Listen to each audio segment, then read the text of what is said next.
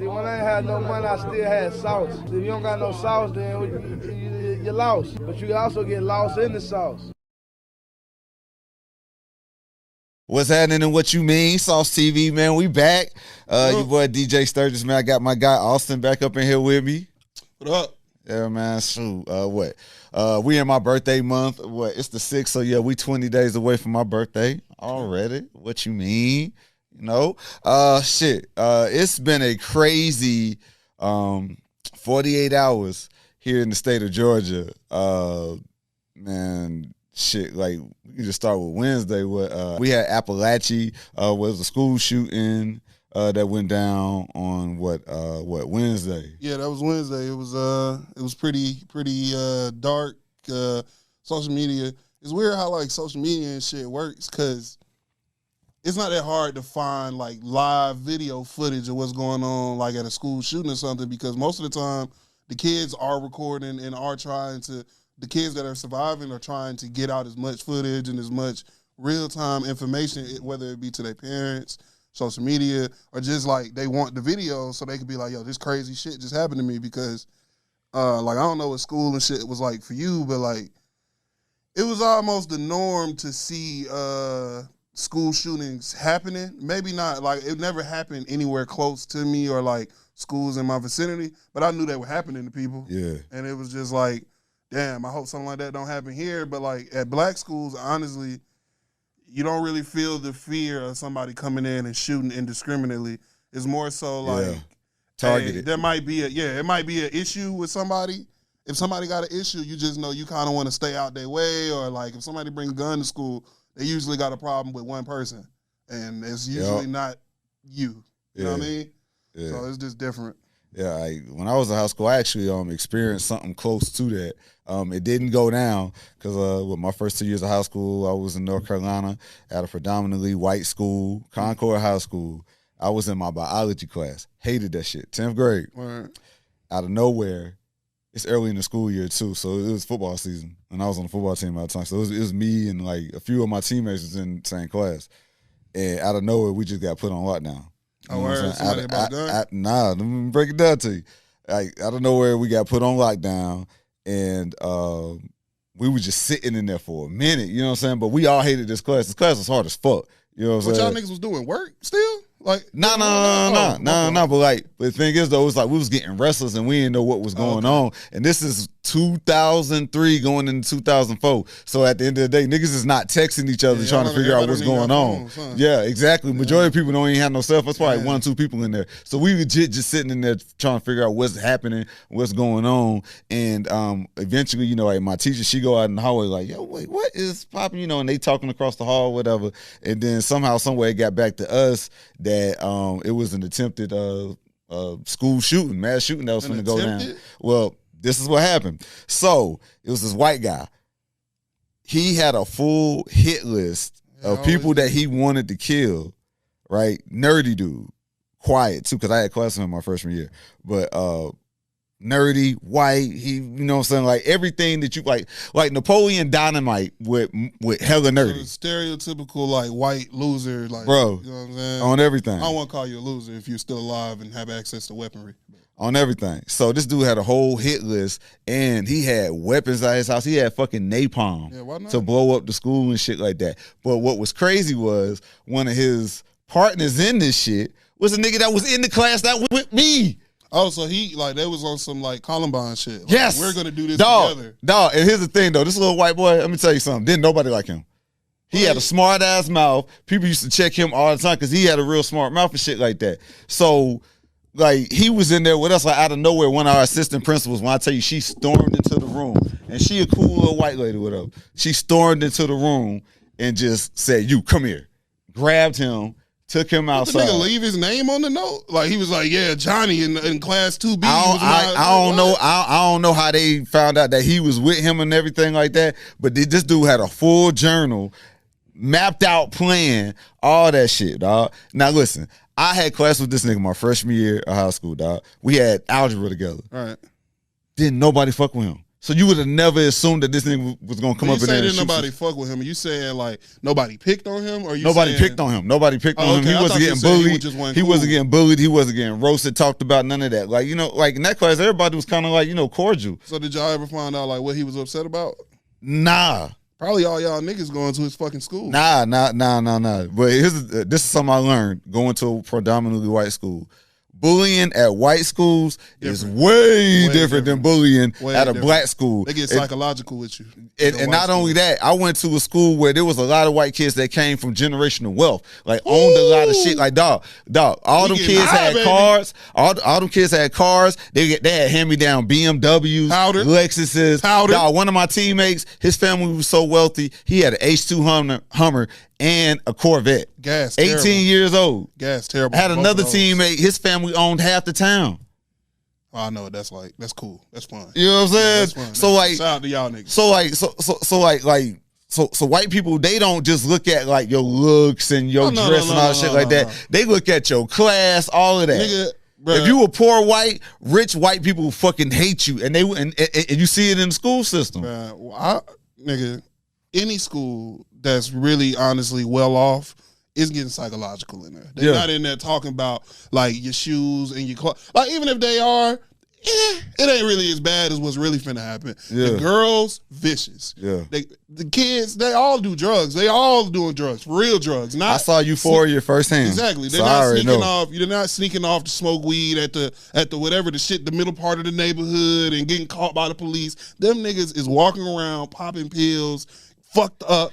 And their moms is all alcoholics and on pills and shit. On volume and shit, shaking with the wine and shit. Bruh. It get they bad. dads be cheating. Some of them getting their ass beat at home, like in the movie. What's the movie? The Breakfast Club. Some of them niggas is living like the nigga in the Breakfast Club who daddy burnt it with the cigarette. Oh yeah, Some of them niggas living like that. I went to school with somebody like that. I've never seen I done seen black kids being abused, mistreated, homeless. Same clothes. No food in the house. No food. I have never seen a nigga come to school with a cigarette burn in my entire life. I went to school in some of the most fucked up places and some of the best places. Never seen that shit in my life until started talking to girls and people that go to private schools, Catholic schools, honestly, all the religious schools, honestly. Yeah. Because they in there, you trying to dampen some shit and they fighting you. Yeah. And while you trying to dampen that shit, they getting angry. Yep. They getting very angry. So like the dude, bruh, he could have been pissed off with his fucking mom. He could have been pissed off. Ain't no telling what happened, anything, bro. But the differences between the white dynamic and the black dynamic, especially in something like high school, it's just different. Like I didn't have no school shooter drills, but I'm hearing that that's been a thing for 10 years now. And I'm like, nigga, I was in high school 10 years ago. I don't remember that, but I went to school on the South Side. Apparently in North Fulton, they were doing that. And they were actually like, they would have, like, put it like this. If somebody says, I went to Langston Hughes, shout out to Langston Hughes. If somebody says, oh my God, it's a threat at Langston, a bomb threat. A nigga in ISS did that. Yeah. A nigga that wanted to go home did that, right? So they don't even take it that serious, honestly. Now, when they figure out it was you fucked. Yeah. But they not finna evacuate the whole fucking school because they got a call that says there's a bomb in there. If you call one of them fucking schools in North Fulton and say there's a bomb in there, school is shut down. They not playing. They scared. They don't know what the fuck happened. They don't even, honestly, I hate to say it, I don't even think they really worried about if the kids can put that shit together at my school. But at North Wilson, where they have access to all this different shit, and they could have been slowly stealing from the science lab, they're not playing that shit. So, but when I saw that shit happen, you know what I'm saying? Obviously, I was hoping that it wasn't a black kid that was doing the shooting because that would just be bad for our resume. Yeah, it wasn't. Shout out to us again. And then I instantly wanted to see, like, damn, okay, what did the victims look like? Because I want to know. And I'm not even Mr. Everything is racial, everything racist, but if a school shooting happens, first I want to know who did the shooting because there is a narrative that has been established and I agree with the fucking narrative. And the narrative holds strong once again. Secondly, I want to know, was he targeting black kids? Because if the shooter white, I need to know that you do this shit because you just some fucking idiot like racist or your dad is some idiot racist and put a battery in your back. One student, I don't remember his name off the top of my head. He was a black 14, and autistic. And he died. Yeah. And that made me feel really, really bad for him and his family. Yeah, I saw her sister's post. Sister posting the she stuff. posted about it like during the shooting. You know, she was like, looking for him. yeah, she was looking for him. And then like maybe like 2 hours later, boom, she said, hey, he didn't make it home. And along with I want to say 2 teachers. Yeah, 2 teachers and one other student. And one other student. None of the other people were black, so obviously it wasn't. But there was over 30 people injured too, so we don't even know how many people. Out. Apparently, people was passing. So just 9 shot apparently all together, and then everybody else like passing out. Yeah. Because you know they was on that football field, and some of them is having anxiety attacks. Some of them is just freaking the fuck out. Some of them is straight up just passing the fuck out. And then it's hot on top of that, and niggas is out there getting dehydrated and shit. So apparently a couple of them dropped from just like being in the heat. I'm like, God damn, how long was they out there? But apparently they were out there for like 5-6 hours because they couldn't just leave. That's how that should be. I didn't know that. Dog, you can't just fucking leave. Dog, when I tell you, when they finally let us out that classroom, we ran to the bathroom, bro. Because everyone, like you was in there legit. Like we probably was in there a smooth 4 hours, maybe more than that. You know what I mean? And like seeing some situations like that, you know, like as soon as I see that play out in real life after almost being in a situation like that, it's like you can kind of see where all this comes from. And the thing about this, like this boy had issues already because the fucking FBI had contacted his dad saying, yo, we see what your son looking at on the fucking internet. Yeah. And so we watching him. And then the damn dad went and bought the boy the gun after that shit. He bought him multiple guns. It was a year ago, the FBI reached out to him and his father and alerted him.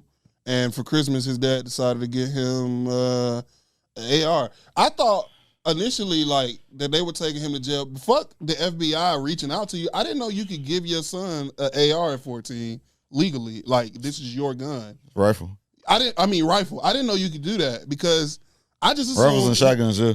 I didn't know you could do that at 14. I assumed that they were arresting the nigga because he killed people with a gun that you bought, and he's a minor. Yeah. That's what I thought too. But it turns out that they actually had warned you, nigga. Yeah, but that's all throughout, especially in the South. Yeah, these white kids, they get their shotguns and rifles when they be 10 years old. I'm not surprised that a teenager has access to a gun. Don't get me fucking confused. You know what I'm saying? But a gift from your parent, like niggas have guns. And we're bringing guns to school, but I promise you, they mama and dad didn't give them the gun. They find different ways. They go, most of the niggas I know, pawn shops, secondhand, shit like that. My mom gave me an AR at 14. Nigga, before you start getting pussy, your mom gave you an AR? No. So when I see stuff like that, that shit make me sad. I felt real, real fucking bad. I don't know if I'm just getting older and more like sympathetic. Yeah, you are. But I felt real bad. Yeah, I felt real bad for the teachers because like, I got homies and homegirls as teachers, and I'm like, damn, you would have died.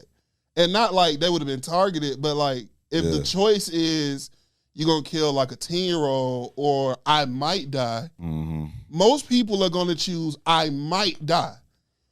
Like reactionary, like just out of a reaction. Just be, like I'm not really into deifying people and shit like that, but your natural human reaction, if you know for a fact that this kid has a lesser chance of surviving than you, most people would do like they're gonna react that way, and they end up being heroes. An educator, and I don't think that I don't think it's fair. I don't think it's fair that we asking teachers to be human shields, yo. Yeah. I don't feel like the person that runs that, the congressman that's over that district, people were resurfacing and recirculating his fucking campaign ad, which was him with an AR saying that he was gonna go to Washington and help fight for life and shit. And it's like, bro, I wish you fucking dudes would just go get shot to the fucking moon, bruh. Because after some shit like that happens, it's hard as fuck for me to listen to a nigga that ran a campaign with an AR around his fucking chest tell me that he feels terrible that all these kids got shot and killed and all this shit. That's all he has to say because his kids still went home. That's all that matters. That's all that matters. Of course, this shit. Man, look. Let me tell you something. I'm trying to say the right things because this your platform. No, but here's the thing.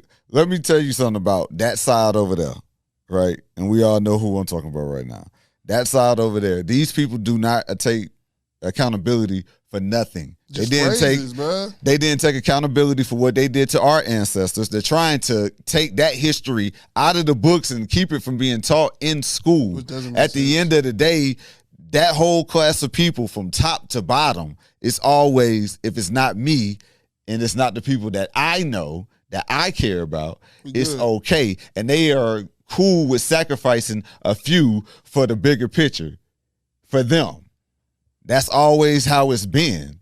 So, of course, a man who was standing there with an AR during his campaign, it was another guy who ran here in Georgia, and he had the little kid there. The boy was trying to take his daughter out. He was standing there with the shotgun, like, yeah. You know what I'm saying? Even Brian Kemp, I think he had an ad like that at one point. Him. I don't know if he got one holding the gun, but he definitely supports the hell out of that shit every time. Exactly. And before the NRA became defunct, all of them was supporting that shit. Yeah, so at the end of the day, like that situation happening, it's like, you know what?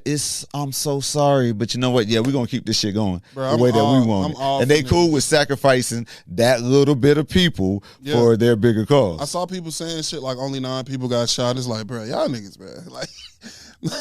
Like I almost don't even be like, I almost don't respond to shit like that. But like I was responding because I was just at work and I was just like frustrated with it. But like hearing somebody say only 9 people died at a high school, like, nigga, what the fuck are you talking about? Like, I don't even have words for some shit like that.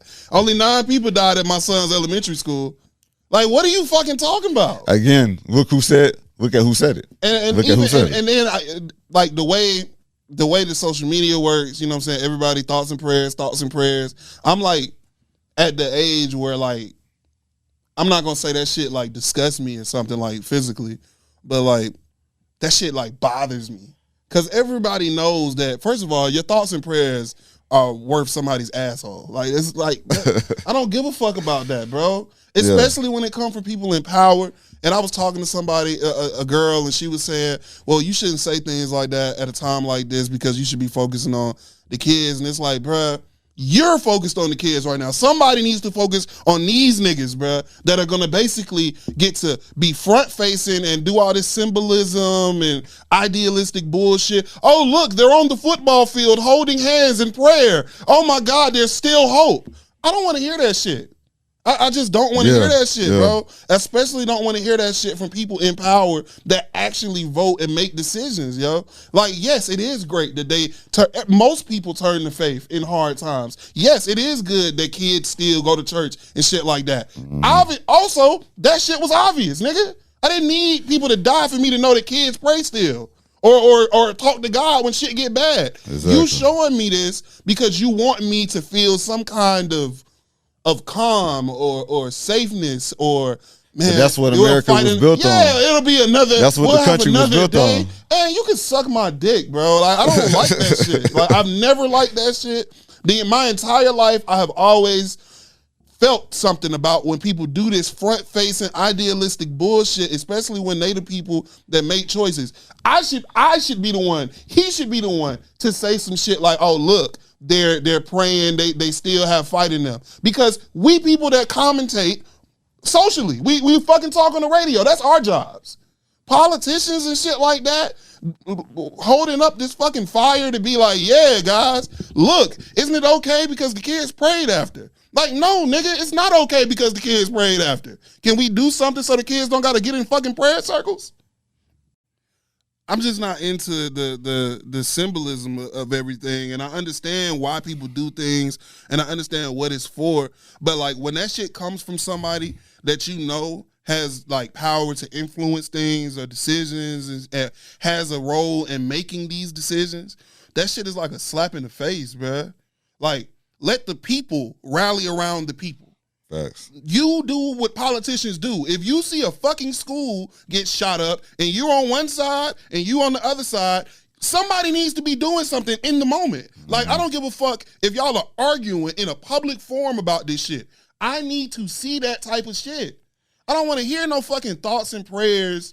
A fucking 14-year-old autistic kid gets shot at school and y'all tell this nigga parents thoughts and prayers. They already praying. They already thought about it, nigga. Help them. And that shit is like, But how do you help, like, on the flip side? How do you help? You help by making these fucking crazy people take tests before they get guns. Right. Or making sure that these people that are, I mean, like, this nigga dad gave him an AR at 14. Are you supposed to be a dad? You fucking crazy too. Even if you're not crazy, let me not say you're not crazy, because he's not crazy. He's a fucking moron. You don't get the benefit of being crazy. Your son might be fucking crazy because you're a moron. That's how this shit works. Your son didn't get the help he needed because you're a fucking idiot.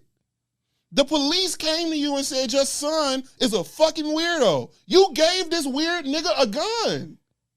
You gotta go to jail. Facts. Who gives a fuck about you, your family? Dude looking at like, what, over 30 years? Who gives a fuck? They should kill him. I don't care what happens to that nigga. Shit, the 14-year-old looking at the possible death penalty, even though the state of Georgia ain't did that. I thought he was going to kill himself at the thing, bro. I'm surprised he made it out of that shit alive. That was the shit that got me fucked up. Your life is over. Your life is over, nigga. You're never going to be able to play outside. Man, You're that never nigga don't know care. what girls feel like. He don't all care. All that shit is over. So I thought he was going to kill himself yesterday because his life is over.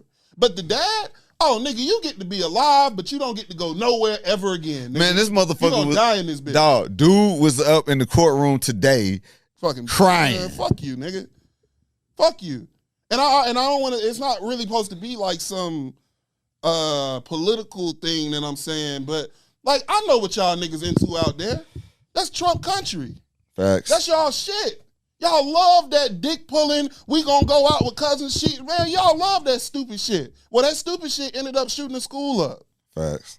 And it's not the first time that people with this exact background, the Dylan Roof nigga, bro, when I went to South Carolina, that shit had just happened. I listened to them people talk about this weird ass white motherfucker. He was the same kind of, he was older, but same kind of situation. Fucked up, weird, white fucking family. They love guns and shit. Hates black. Well, not this wasn't the exact same, but he hated black people. It's the same. It's always the same stepping stones. They ignore shit. But it's them. What? Oh, it's them.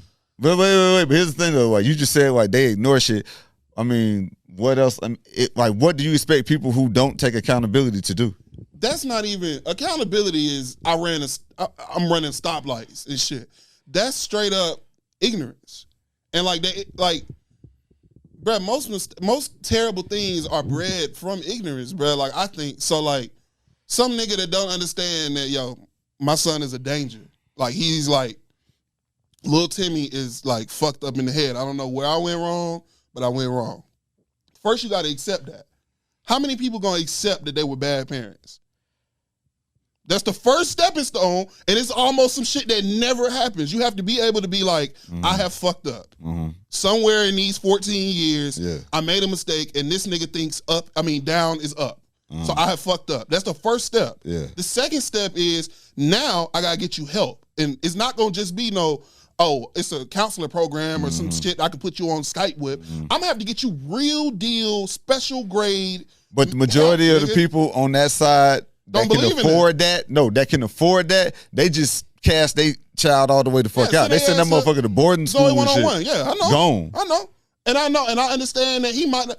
That area is a small town. It's a small town. So I don't know what their financial situation is. But I do know white people live well in small towns. Yep.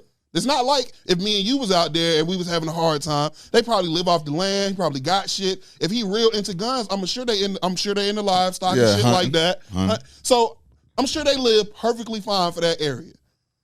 He could have got that boy help. He didn't. Even if the help wouldn't have worked. But here's the thing, though. He gave him the gun. He wasn't trying to get the boy help. That's the thing. But the only logical reason you would do that is if you don't think that he got a problem. Or you just a dumb motherfucker, like you just said. You can be dumb and still...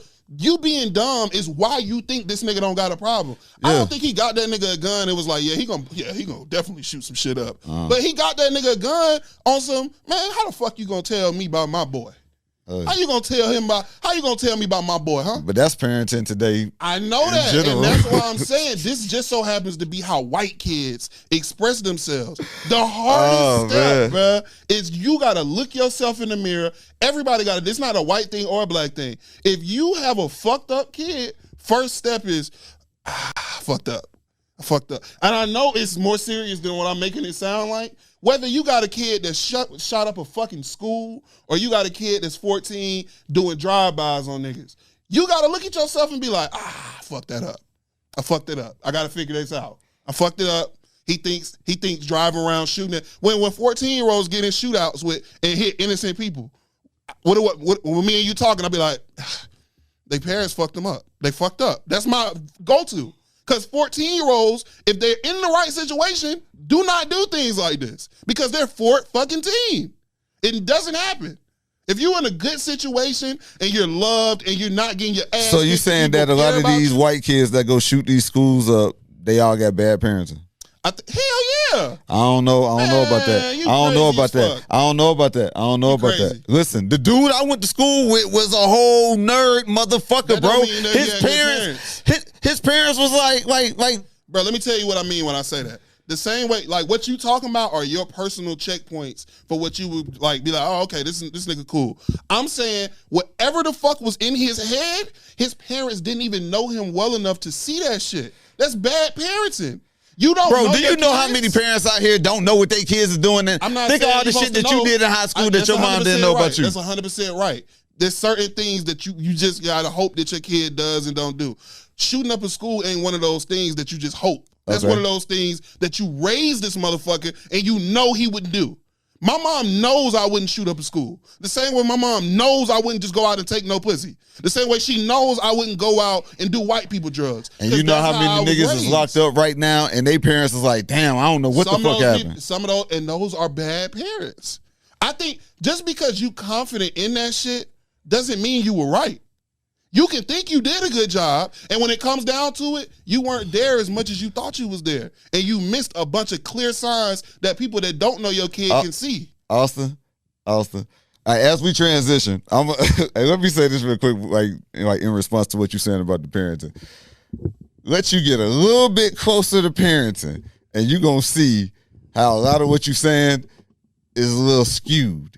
It is skewed, but I'm not disagreeing with the fact that parents can't be there all the time. What I'm saying is, bro, for you to have a severe psychological issue, a severe, like you clearly don't see people like people if you can shoot up a school, bro. Okay. So if you have that going on and your parents had no inkling of that, they did not do a good job. Okay, but that's bad to me. Okay, but here's another side of that as we transition. At the end of the day, you don't know what these kids be doing. Don't no parent do. That's true. And you know that because you was 14 at one point. You can't. So that's the thing. So you can't say, oh, like all these parents, they just bad parents. And bro, sometimes like it's just like it's a whole bunch of young black kids out here shooting and getting killed, and they parents don't know shit about what they was into. If I think that it's bad parenting, does that mean I can't also think that there's nothing you could have did?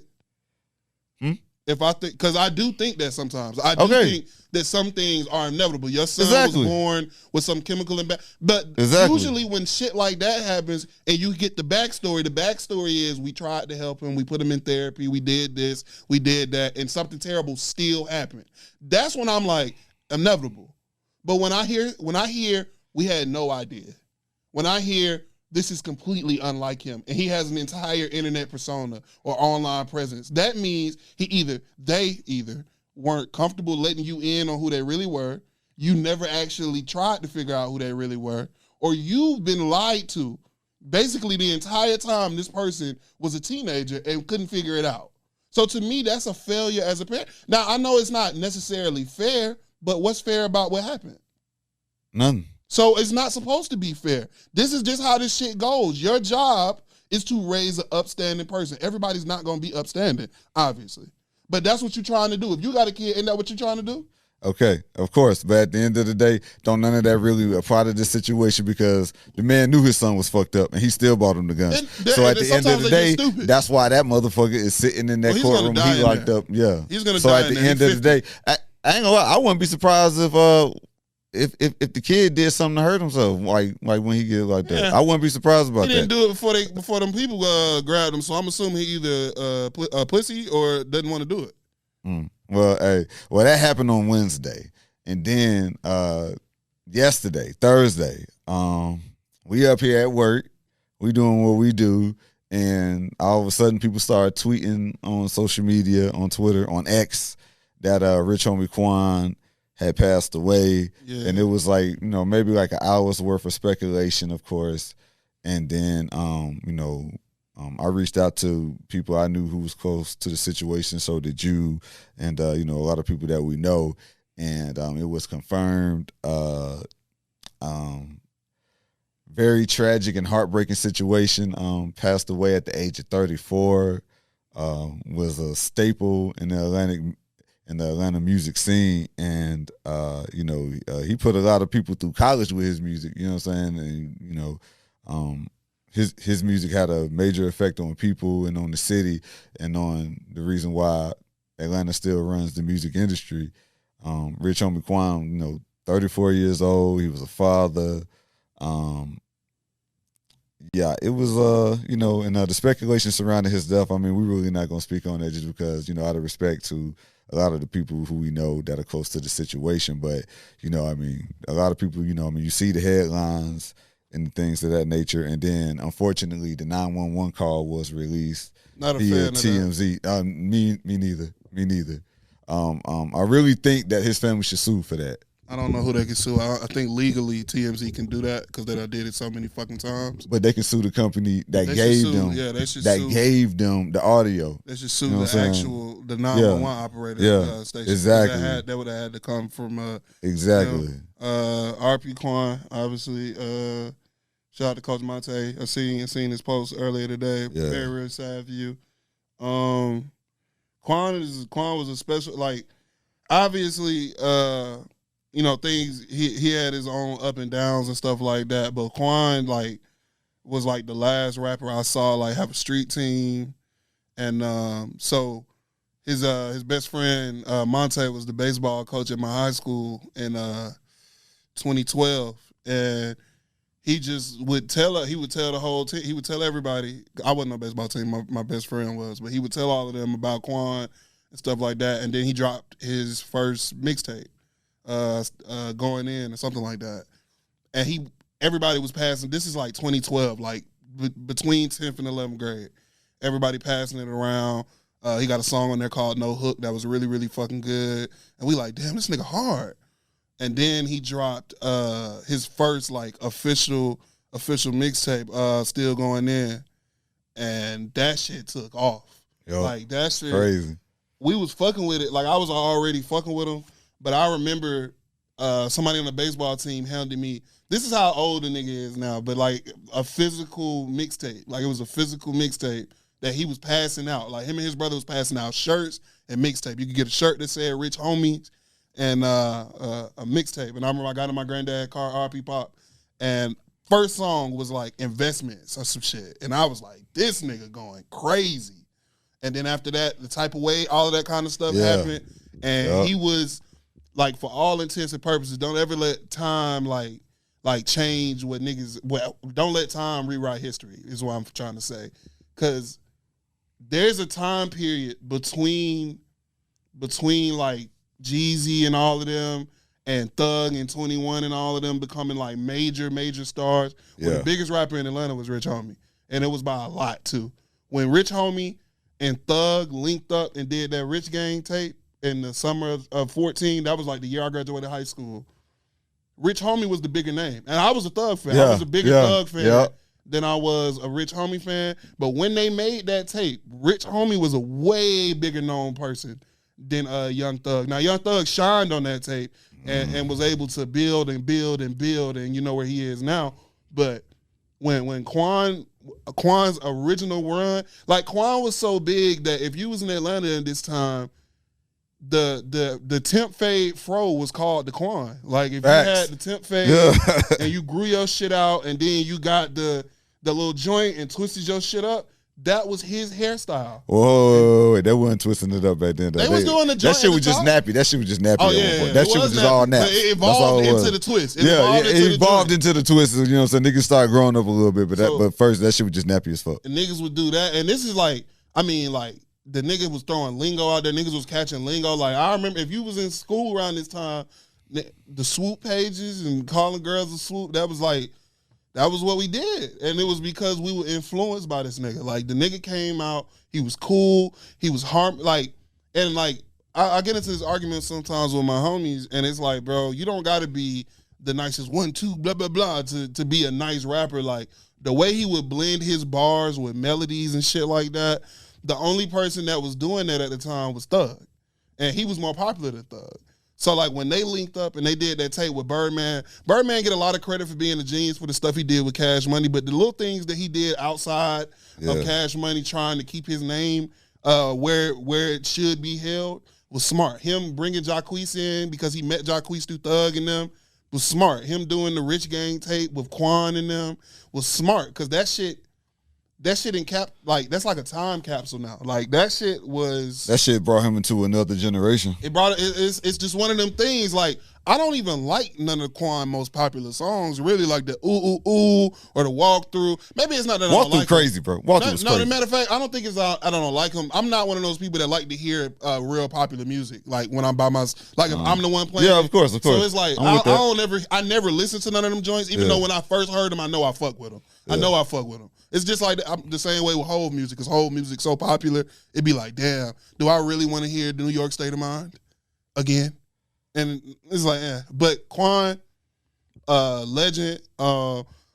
They dropped the ATL top 50 rappers list. He was way too fucking low. Quan is, off the top of my head, I didn't do this earlier. Quan is a top 12 to 15 rapper all time to come out of Atlanta. Quan has, I'm not looking at, I'll pull it up on my phone so I can be accurate in what I'm finna say, because this is a fact.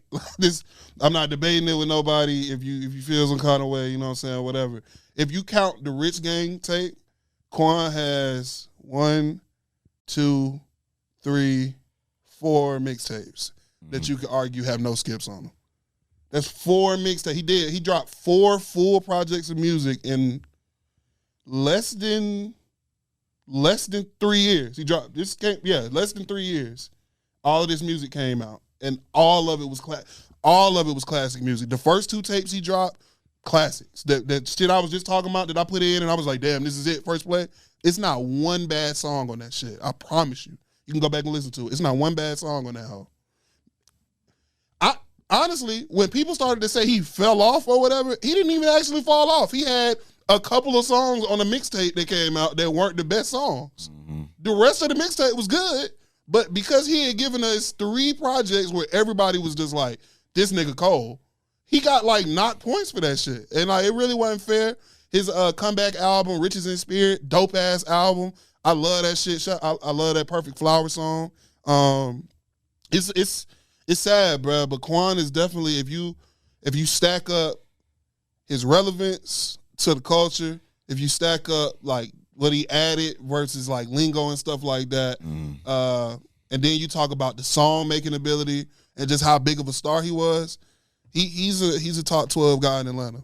Yeah. All time. Yeah. What's crazy is I met Quan through his stepdad. This is my early days in radio, like early in my career, because I still had my other job. This is my last corporate job. But his stepdad was a truck driver. So, and I used to have to deal with the truck drivers, and I always had the radio playing and shit. So like he would come in there, and every time some type of way. This is right when Some Type of Way got on the radio. He would be smiling and shit. He'd be like, "Yeah, that's my son right there. Why that's your son?" Or whatever. And he was like, "Yeah." And he would come in there, like maybe once a month or whatever. But we would always catch up, and then like fast forward.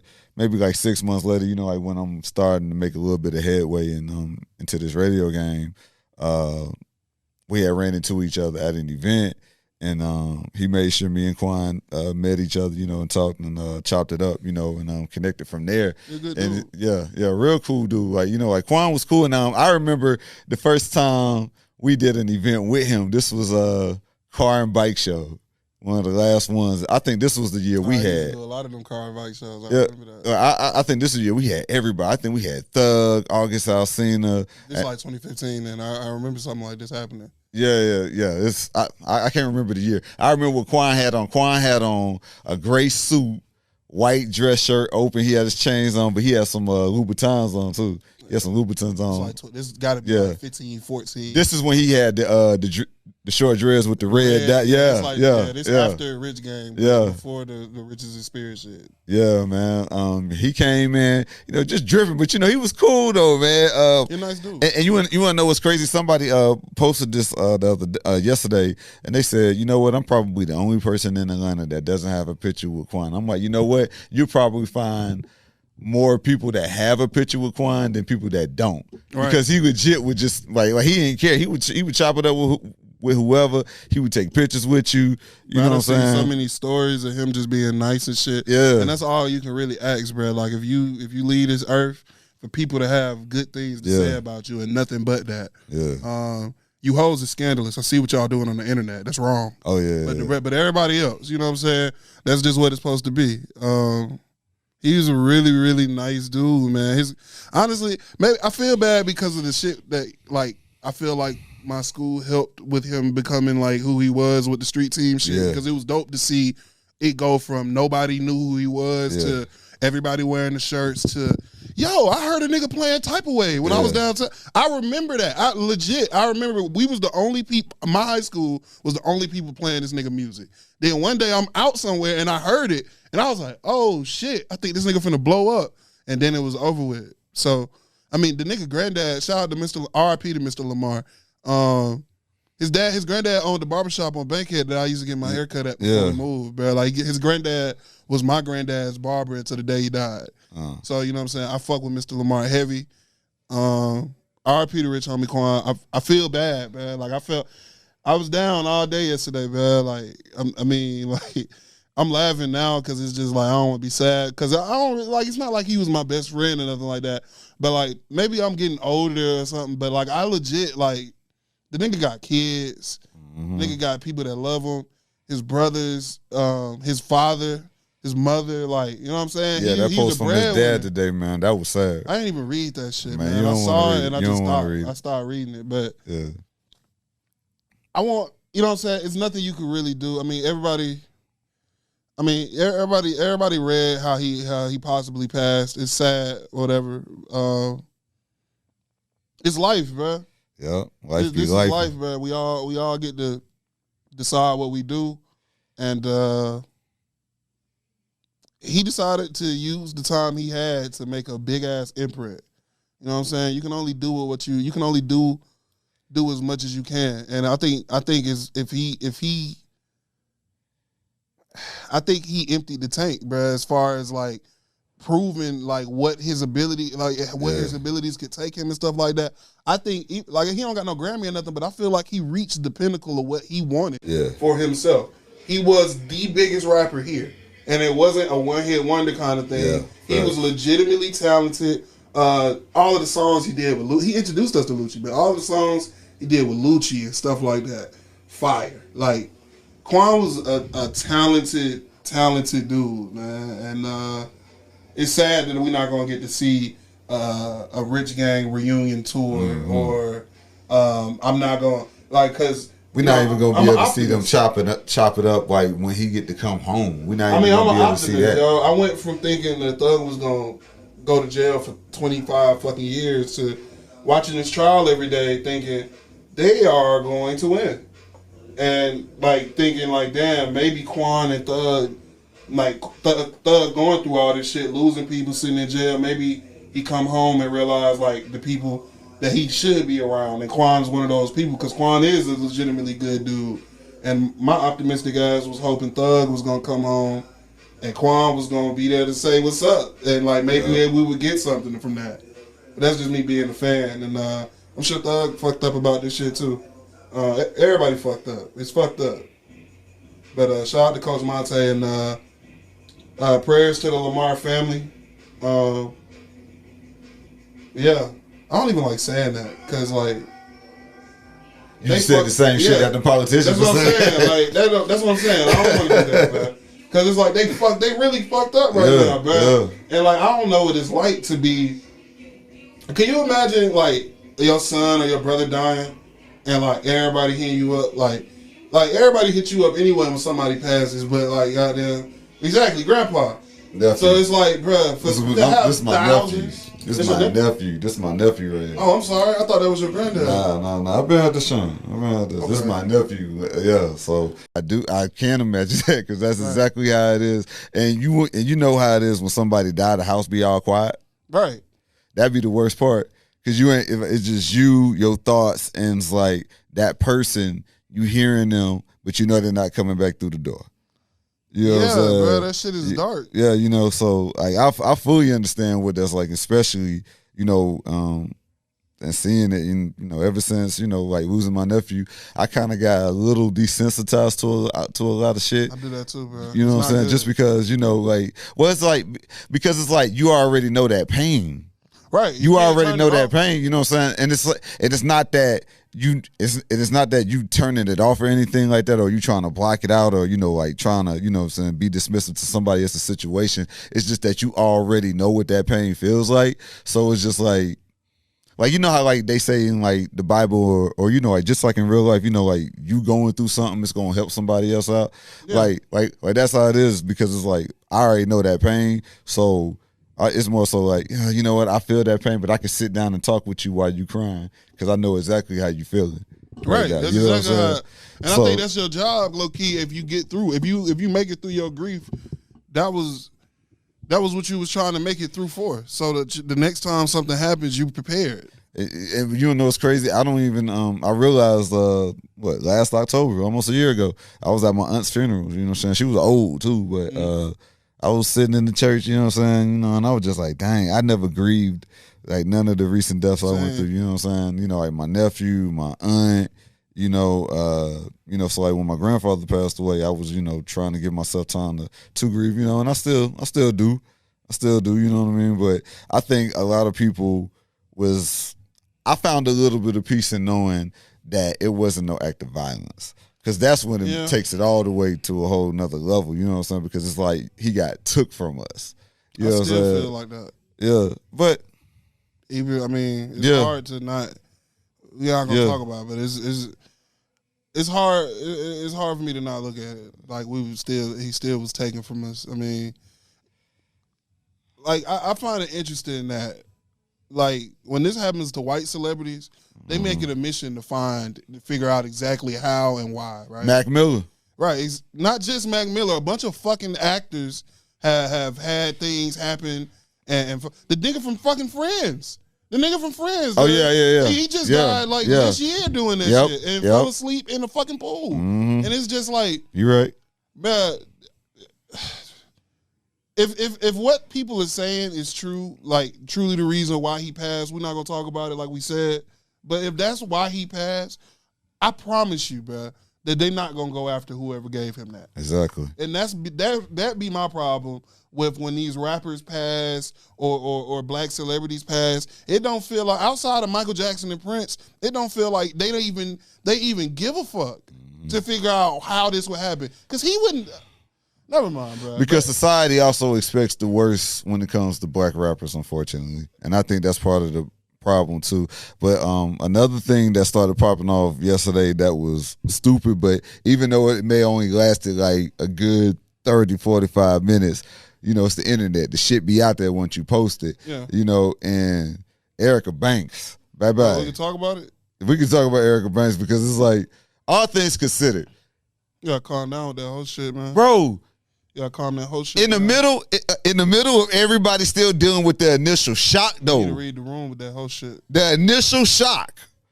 We still, like, a lot of people still didn't even know fully because they was waiting on full confirmation. They was waiting on the Shade Room or fucking TMZ to post that shit. She posted that shit, and when she posted that screenshot of the text message thread, I would have put money on your head. I'm not gonna lie to you. Man, listen. I ain't gonna lie to you. The worst part about somebody dying when you are a public figure is that's when people start posting the shit that they would never post if you was alive. You got that man texting shit. He texting like he in high school. You gonna put that shit out there, bro? Like that nigga ain't do that. But yeah, you hoes is something else, boy. Like what? When Pop Smoke passed away, that girl posted that picture of her topping him off in the dressing room and shit. She did? Yeah, you didn't see that? No, I don't remember that. Yeah, bro, that shit out to this day. Yes. Shout out to her, man. I mean, I don't know who that was for. Like, I don't know who she did that. Dog, because you want to know what all these females want to prove their like not even females, but people in general. Yeah, everybody wants to prove their relationship to this public figure. Listen, bro. You gotta calm.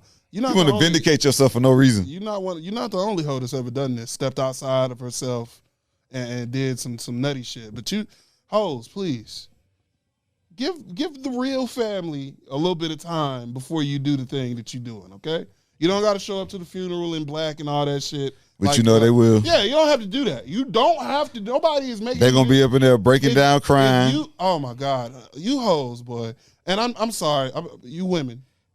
I've seen that though. Like I've been seeing that shit my whole life. Girls overdoing it, like when something happens to somebody and then like trying to make it seem like their relationship was way more serious than it was. Don't nobody even know y'all. That'd be the crazy part. Is like, man, don't nobody know shit. People know who Erica Banks is, but we don't know that you fucked with Rich Homie Quan. We did not know nothing. So why the fuck do you want to tell me that you fucked not with a now, nothing when he died?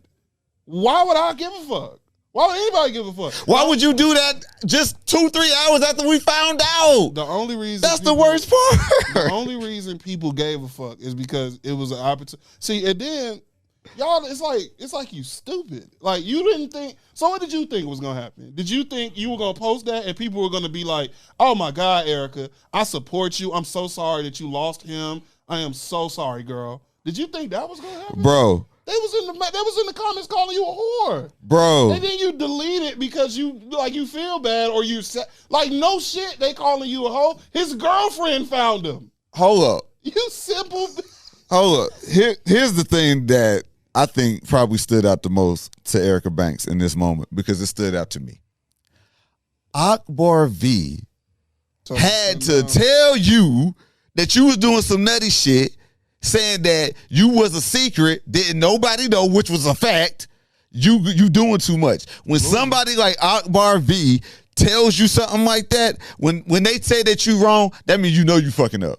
She just is, bro. The way a lot of girls' mindset is now, it fits that. Bro. Yes, that's the saddest. That's the saddest shit, bro. It's some real nut bird ass shit, bro. It's not some shit that can be handled just by. And we bullshitting. Like ain't nobody mad at you. That shit was just some stupid whole shit. Like, yeah, it was dumb as hell. But at the same, you hurt your brand with that though. She did. What brand? And her brand is that. I don't know. Listen, I don't know. Listen, I'm not trying to be disrespectful. I have never seen her with clothes on. I don't know if she can do anything. I've interviewed her twice. She's always had her clothes on, so kudos to me. Oh, word? Shout out to her. I've never seen her with clothes on. If I go to her Instagram right now, I wonder how long well, you know, she got some new work done, man, so, you know, shit popping more now, so I can see that, you know. When your fresh new body done healed, you know what I'm saying, and summertime, too, she going to be popping out. You got to do that. It's a lot of women and young girls that are growing up watching girls like Erica Banks and shit like that think that virtual currency really is worth something, bro. And it's only worth something if you got something to apply towards it. I don't know what she does. Does she sing? She raps. She's a rapper. Stop it. Hey, her first single did some news. A feature and she gonna tell the world that was fucking. He didn't even give you a feature and you tell the world. Could have been in the tuck, man. Could have been on the upcoming project. That's what he told her. The next one. Could have been on the upcoming project. Yeah, okay. Listen, women, if you aren't that nigga girlfriend and something tragic happened to him, you gotta shut the fuck up. I know it's sad. I know you sad. You lost out on a relationship that you had. Not your relationship though. You had a relationship with him, but not a relationship with that nigga, if you know what I'm saying. So you gotta take that to the chin. If I'm fucking with a girl and something tragic happens to her and she had a boyfriend or a husband, I just gotta go smoke a lot of weed in the dark, I guess. Yeah, but here is gotta figure that shit out. Bro, okay, hey, but here's the thing about being a public figure and dating, and you're gonna see this as your career progresses. Women who do anything with a man who has some real motion, you know what I'm saying, you know, fame or whatever, they automatically be delusional. Because it's like, oh, I'm really fucking with this dude right here. Y'all hoes ain't got this, you know what I'm saying? You know, shit like that. So it's like they automatically just be in love. And then of course, you know, shit, if niggas saucing them down, if he doing his thing, nigga got some disposable income. Yeah, you know what I'm saying? You know what I'm saying? But like, not even spending though. Here's the crazy part though. Majority of the time, those type of females, you ain't spending on like that. You ain't spending on like that. Oh, you talking about if you dating a girl like Erica Banks specifically? That she got her own like motion kind of going. No. I'm talking about any woman, like majority of these women who, especially young girls, who mess around with anybody who's a public figure. Oh. They be head over heels delusional quick. Because you know what I'm saying? Because it's like they can't imagine that they was actually with this person. We spending time, you know, like we fucking whatever. And the thing is, you ain't gotta spend like that though, because they already gone off the fact that they with you. Now look. Pause right there. That's a nigga fault. That's a man's fault. If you go for that kind of bitch, no, you clearly know where you can see. You just fucking though. You just fucking though. What you talking about? Even when you just fucking, you can tell. Damn, this bitch really like me, and I don't be doing none of this shit that you supposed to do. That you actually do for girls to get them to really like you. You can tell when a bitch likes you too much. Okay. I'm not gonna go for anything other because you got hoes, nigga. But shit get lost in the sauce when you are a public figure though. You're a grown up. You got to pull her to the side and make sure she understands. Because if you don't, she will blow your fucking life up. No, but here's the thing. Still do it. But here's the thing, especially as a rapper. Come on, man. You automatically know that women come with it, and you know that these groupie hoes are doing all this shit. What's greedy? Niggas is greedy. I'm greedy because I'm getting some pussy. You're not greedy if you getting pussy. You that's coming to me because you're not using discernment with the pussy you getting. I'm using discernment. Fuck that crazy bitch. That crazy bitch that's finna fall. But that's what he wanted to do though. Exactly. You shouldn't have did that because now you got to deal with a crazy bitch. Bro, once you goddamn in your like late 20s, you done seen what a crazy girl is. Yeah. You know what that shit looks like. You know what it's like. But when you are in that position as a rapper, you gonna fuck up. Wait, no. Some of them. Listen, when you in that position as a rapper, here's the thing. There's a timeline for all this shit as a man. True. You know this. When you are a rapper and you still got some motion, whatever like that, dog, that shit gets extended. I'm 35. Right. I know that shit kind of like, you know what I'm saying? Like as far as like being able to just to get some pussy and not have no headaches, I know those days are really like behind me. I'm saying that. But as a rapper, you got some time. You got some time. I'm talking more about like, bruh, it's so many, like we picking hoes out the crowd. It's so many hoes. That's how niggas will kick it to you when they feel like shit. Exactly. Cool. You know that if you pulling one of these hoes out the crowd, that got to be the end of whatever y'all doing. Like you got to hit her and that's it. Because this is a fan. This is somebody that does not see you like a normal person. So if you as a grown up, but like, everybody's a fan for the most part. Every woman's a fan for the most part. Everybody's not gonna be a fan. Depending on who you are. Yeah, depending on who you are. Drake, everybody's a fan. But if you goddamn Young Thug in 2015, everybody's it's rich homie Quan in the city of Atlanta. Exactly. So exactly. So look. It's a lot of fans. If you rich homie, if you T.I., if you Thug, it's a lot of fans. 21, if you all of that, you know there are tons of beautiful black women in this city. And some of them are going to look at you like a meal ticket. Some of you going to look at you like a meal, like they just want to fuck. And some of them are going to look at you like a normal fucking person. Yeah. And if you actually want a relationship, you should look for the normal person. But because they just want the pussy or whatever, and they just trying to do what they do, and they like, man, this bitch got a fat ass, I'm just going to do that shit. They end up dealing with crazy hoes. That's your fault, nigga. Like when niggas get mad and they, why this bitch doing? Nigga, you couldn't tell that this bitch was okay driving to your house at 4 a.m. in the middle of a snowstorm, and you like, oh man, this bitch is crazy. Like, duh, nigga. Normal hoes don't do that. Bitches with shit to do don't do that.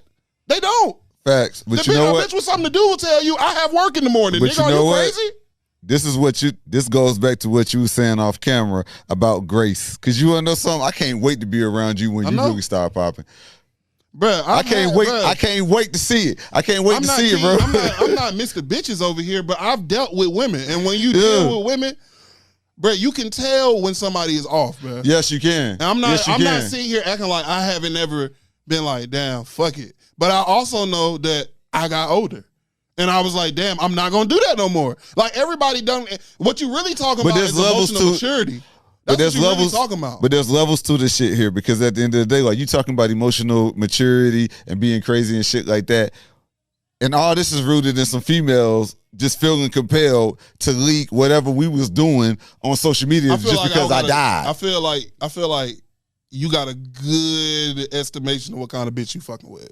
And I promise you, Erica Banks feels like, oh, if this nigga died, I would post our messages. Like, I don't even know her. And like, when I saw that, I wasn't surprised. I was surprised that it was her, because I didn't know that they had a relationship. But once I saw it was her, I was like, oh, she do a lot of shit for attention. So why would I put something like this? You don't think a nigga fucking you can figure out that you are an attention whore? You telling me you ain't been, come on now, bro. You can smell that shit on women. Where they really are. They really like, bro, that shit is not but normal. Shit gets skewed sometimes, like being in certain positions. That problem with these hoes. Who? Shout out to Outkast. Big Boy been married happily for a long time. That man's divorced. He's divorced now. So he got divorced. Wait. Okay, I want you to do some research on that situation, because something almost happened in that type of realm. But I'm gonna let you do that on there. I'm gonna look into it. My point is, there are rappers from this city that have been able to find good women and have good relations. T.I. and Tiny been together my whole life, and I know they do whatever they do, but they have. You know how much shit that they. I know. But guess what? When it was, you go to jail, he go to jail. What she do? Yeah. She went, right? You're doing different comparisons, though, bro. You're different comparisons, because at the end of the day, this was really the situation. Erica was just some pussy that he was getting, bro. That's all that was. All them females that's coming out trying to expose whatever that they was doing, only thing he was doing was fucking on y'all. That's it. And when you know that, that's really what that was, bro. And you coming out here trying to justify that because you know that's what that was. That's exactly what it was. Because you want to know what? When a man die, if he has a woman that is his woman, he lived with her, got kids with her, she is put on the pedestal. She's the centerpiece now. Men don't even do this when girls die. I don't think I've ever seen a dude. Damn sure don't. I've never Damn sure don't. I've seen women die and known dudes. I've never seen. Damn sure don't do this, because there's no cool points in being the dude that was doing that. Exactly. But this is a whole different conversation, but the other hoes that look up to hoes like Erica, the hoes that look up to women like Erica Banks, see that shit and think, oh man, she was living, she was doing it up. You know what I'm saying? And that's what they do it for, bro. But you wanna know what? Erica Banks could have still posted some of that stuff, maybe like a month or two later, or not. Well, no, of just them just kicking it. Because if we just kicking it like on some artist type stuff, then it's cool. Bro, if she felt compelled to post something. But other than that, no. My girl called the police, bro. Exactly. She found me. She was with me the entire time, bro. I'll come to you in a fucking dream and ask you why the fuck you did that. Are you like, bitch? Yeah, like, bro, that shit, that shit blow me, bro. Like, why would you do that, though? Like, that's all I would be asking her. I'd be like, look at all the shit that you see on social media. But no, look, though. I know why you did it. I want you to, like, bruh, I want her to get on Instagram and say, guys, I saw the responses. I did it for attention. I didn't know it was going to be like this. Good dog. I didn't know that y'all going to be angry. You were asking too much from people, bro. I know, bro. I know I'm asking too much. But like, you know what I be saying, though? I be asking myself, what would I do if I was like, damn, I done fucked up bad. Everybody figured me out. All right, I'm going to just say I'm sorry. Let's see what they know what to do after that. Like, bruh, I'm not going to just... I know, I'm just asking myself, if I was her, what would I think was the smartest course of action? And I would just goddamn, hey, y'all, I'm sorry. I wanted attention. I'm going through some things. Like, you know what I'm saying? We just lost it. Anything, bro, to apologize for my misstep. Honestly, I feel like, because really we don't know what the real ramifications from this situation will be for her. I don't know what are they gonna ban her from? No, not ban her, but you have to understand. Like I know her career. You know what I'm saying? At the end of the day, it may not even be a situation where she could come out and say something like that, because ain't nobody paying attention to her. And if she did come out and say something like that, she would be doing that for attention. Bro, just keep it in the group chat. I don't know what's wrong with y'all, bro. When people die, y'all get fucking weird, bro. Like, just If you got a personal fucking story and don't nobody women know, and men, women and men. It's just not the women. It's you niggas posting videos of niggas walking by you saying, "Oh my God, I miss you." Like, what the fuck, bro? It's okay. Heartbreak emoji. It's okay to not know them niggas. Now hold on, brother. I threw up a heartbreak emoji because my heart was broken, nigga. I was broken, nigga. I was hurt. I'm never gonna hear Quan and Thug on a song again. Yeah, I saw you getting a little misty eyed earlier. I saw you wiping your eyes and shit. Nah, that was something else. R.P. Mr. Devontae. But that shit is man, bro. Like, just everybody get outside of themselves trying to be like, yeah, I know people or I was cool with people. Like, bro, if you from here, but that's the issue. But that's the issue of social media, though. But that's what social media do to you. That is a social media issue. But we from Atlanta. I mean, this is Atlanta, bro. Like, it's celebrity people. Like, you might walk downstairs today and a celebrity might be downstairs. Yeah, I sure will. I fucking walked downstairs to get in my car and fucking DeAndre Hunter was at the valet from the Hawks. I was like, oh shit. I was gonna press him. His grandma was with him. I let him rock. You know what I'm saying? And that's another thing. Even that, what I just said, that's norm. That's what you do if you're a normal fucking person. If you see somebody and they're a celebrity and you like, oh man, I'm about to go bother this nigga. And then right when you step, an old person walks up to him that's clearly related to him, guess what you supposed to do? They kids with them. Yeah, anything. They wife, they spouse, leave them fuck alone. You gotta say, damn, I hope I see this nigga again. That's just all you can do. And then you walk off. That shit I was just talking about happened last year. I ain't seen that nigga since. But the question I was going to ask him and the question you ask somebody in front of their grandma. Exactly. I'm like, hey, nigga, why you ask? Like, you can't do that. You can't do that in front of nigga grandma. But if it was just him and me, why you ask? He like, man, get the fuck out of my face. Hey, bro, whatever happens after that got to happen, bro. But I would ask something about him being ass. It wouldn't have been ass, but I would have said something, bro. DeAndre Hunter is not that good. That's a side. Rest in peace, rich homie Quan, man. A real staple in the city, man. But it's been a crazy 48 hours. It has honestly, this week, the past 48 hours, it's been the craziest 48 hours in Georgia since Brian Nichols. Yeah, I would say it's been really crazy. It's crazy. Earlier when you was telling your story about being in school, the only thing I got that's even closer to that is when Brian Nichols did all that shit. Yeah. When they came and got me from school and shit. Well, I was a senior. in high school. Yeah. What? You could have been. Yeah. I was in first grade when that happened. Senior in high school. Now watch me, Brian Nichols. Yeah. Oh, that's what I was doing? No, Lil Jon put that in the song that same year when it happened. I'm going to be honest, bro. I barely have understood anything Lil Jon has said my whole life. I just. Yeah, Brian Nichols, man. Can't wait to see that movie. What you mean? What movie? Oh, the Brian Nichols movie? Yes. It is one. It already is one. It's on Lifetime. No, I don't want the Lifetime one. I want I want the good shit. Yeah, man. But yeah, we done had a crazy 48 hours in the city. For school shootings to losing a ATL legend. Hopefully this will be the last time that we have to have these type of conversations, especially in the realm of school shootings, you know what I'm saying? But it was actually a school shooting today somewhere else in the country. Right. Same thing. So, yeah. I don't remember exactly. Yeah, man. Just wild shit, man. But again, life be life. And so, love on yourself and love on those that you love the most, of course. And something else I was thinking about as we close. You know how BET do the memorial thing, just to see the thought of seeing Quan's picture up there, that's gonna hurt. That's gonna break. That's gonna be a heartbreaking thing. Man, it's just fucked up. I grew up on I don't know if you grew up on it, but my formative years were Migos, Thug, Trouble, Rich Kids, Travis Porter, Quan, like all of that the early 2010s that's basically ran Atlanta the past 10 years. That was what I grew up on. I got to see them niggas go from being broke niggas to be at Future, from being broke niggas to being the niggas that demand the highest dollar in the industry, that you got to pay tens of thousands to get to walk through clubs. Like, bro, I don't even know. Like, I wasn't 100,000 plus a show. Yeah, I wasn't there. I wasn't in the industry when Quan was at his height, but I would love to know what he was getting for a walkthrough when he had walkthrough out. Like, I would love to see that, bruh.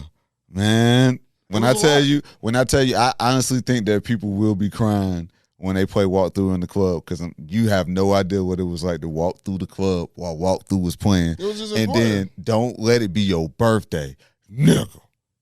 When Walkthrough drop, I promise you, not everybody got like a song that they use as the thing for their birthday. Yeah. Literally, everybody was using that shit. I believe Walk that shit, through, bro. my nigga. He made happy music, bro. Like, you know what I'm saying? He would talk his shit sometimes, but most of his music was just about getting money, having fun, fucking with girls, and keeping it P, honestly. And I fuck with it. It basically like a more melodic Boss Man D-Lo kind of situation, honestly, bro. Used to ride that model. Yeah, that 34. What you mean? Quan, man. Rest in peace, Quan, man. And we can say this because we're not being hypocritical, but real prayers go out to everybody affected by the Appalachee you can only say school if shooting. Gonna pray. Are you gonna pray? Yes, I did. All right, you. That's why he got I did. sad. I'm not gonna lie to you. Yes. And again, I've been in a situation like this, so I can say that. Thank you. I'm not gonna lie to y'all. Thoughts and prayers. Probably not gonna pray about them. What you mean? We gone. You be remembering to pray for other people. Yes, I be praying for my